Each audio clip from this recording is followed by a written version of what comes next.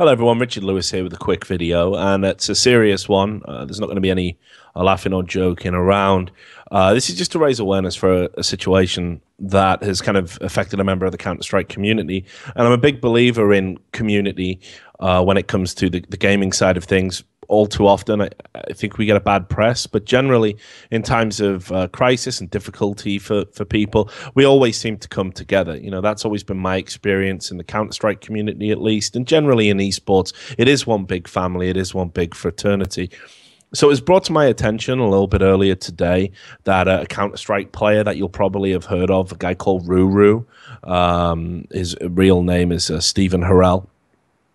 He was actually affected by the Louisiana floods, and maybe you've not heard about what's been going on in Louisiana, but the flooding they've had there is absolutely catastrophic. I mean, this was just a deluge of rainfall into a small area over a very short space of time.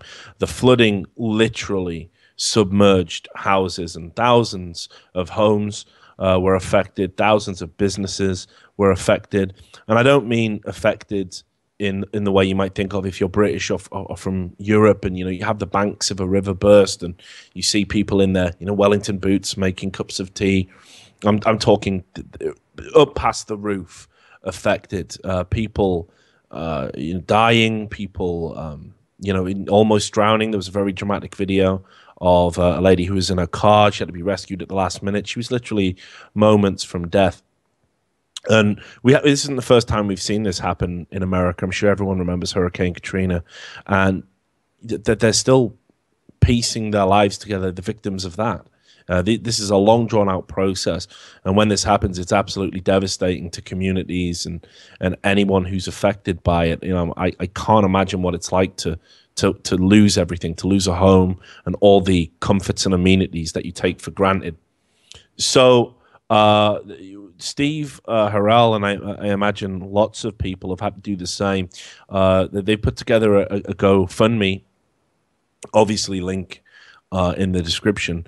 But I just wanted to read what he wrote, because I think it really sort of brings it home, and that is that, hi, my name is Stephen Terrill, and I was impacted by the Louisiana floods, and my heart goes out to anyone that was impacted by the horrible event. By the time we left the house, the water was up to my knees inside the house, and it got worse over the next few hours.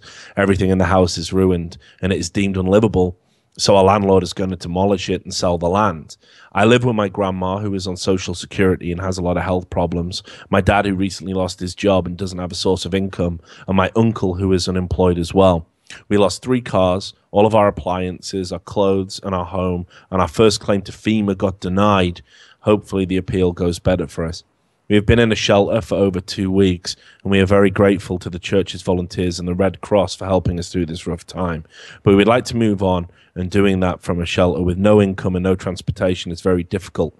I'm just asking for any support anyone can give to help us get back on track so that we can move on from this tragedy. Thank you and God bless, from the Terrill family.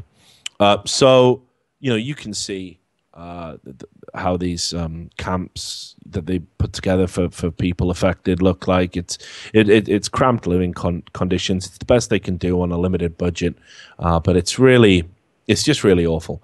And look, obviously, the world, it's a crazy place. Tragedies can happen. I don't want to get into an argument with anybody about, oh, but these kind of things happen abroad every time. You're right. You're right, and used to say one human life and one amount of human suffering trumps another. I don't want to talk about that. I just want to talk about somebody that's from our little group, right? Our family. This affected us, and we can do something about it. So he's received a lot of responses. You'll see on the donations, guys from our community, guys like Jimmy Weisenhunt, Elige is on there, Brett Sheffield, me and Sam chucked in $250. Brett's give a whopping $1,000. Good on him and all of ESEA. And already lots of you, dozens of you ESEA players have been donating and putting their ESEA links in there to show who they are. And I think that's wonderful. Now, so far at the time of making this video, they're at $4,000, 724 of a modest $10,000 goal. $10,000 is going to be a drop in the ocean. We already know from things that have happened in the past that the insurance process can be long, arduous. There can be there's a long road to go before Ruru kind of gets back on his feet. We might not even see him in the CS community for a long period of time now. And I think, you know, we want him back, right? We want to get him back on his feet and back among his friends.